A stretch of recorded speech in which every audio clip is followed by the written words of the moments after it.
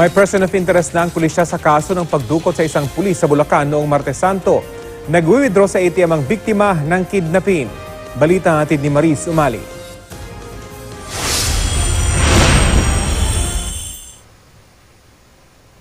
Magkasunod na pumarada sa may supermarket sa Marilao, Bulacan ang 20 puting van na ito noong April 16 bandang alas 11 ng umaga.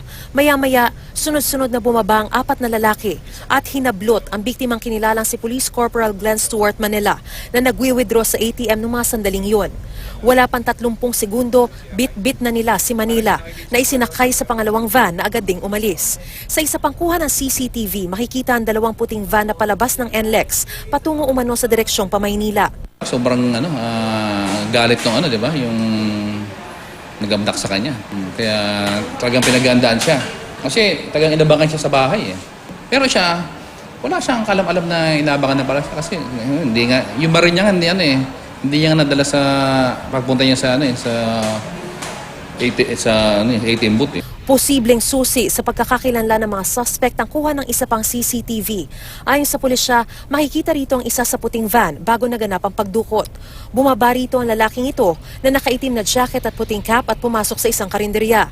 Nakunan din siya habang naghihintay ng kanyang order. Bagamat di patukoy ng pulisya ang pagkakakilanlan, isa na umano siya ngayon sa mga itinuturing na persons of interest sa krimen. 4 na anggulo ang tinitignan ng pulisya ngayon sa pagdukot kay Police Corporal Glenn Manila. Posible raw na may kaugnayan ito sa kanyang trabaho. Pwede ring personal na nakaalitan, negosyong sabong o di kaya'y pagnanakaw dahil kawi-withdraw lang daw niya ng pera. Hindi po natin pwedeng may isang tabi yung sa larangan ng trabaho niya na meron siya mga nasagasaan. Siya nagpapalo sa court yung mga sa paglabas ng mga warrant of arrest. Wala akong nabalitaan na na-involve siya sa anumang mga illegal activities eh. Tagang siya, trabaho lang.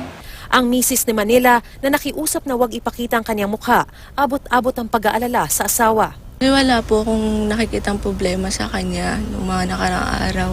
Kaya po, takang-taka kami bakit ganito ginawa sa kanya.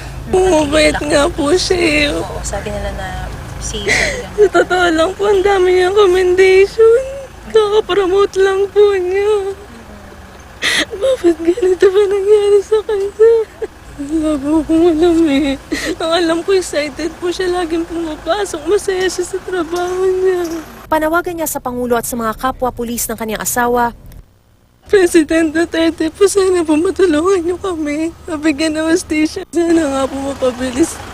Matanda na kung sino mang gumawa sa kanya neto. Kaya sana buhay po siya talaga. Antay ang mga anak niya sa bahay. Sa mga pulis po, sana po bilang pulis ng asawa ko, tulungan niyo po siya. Ang hirap po tanggapin ng buong buhay niya. Naglingkod siya sa bayan. Magsasagawa ng case conference ang Bulacan at Quezon City Police para sa agarang ikareresolba ng pagdukot kay Police Corporal Manila. Maris Umali, GMA News.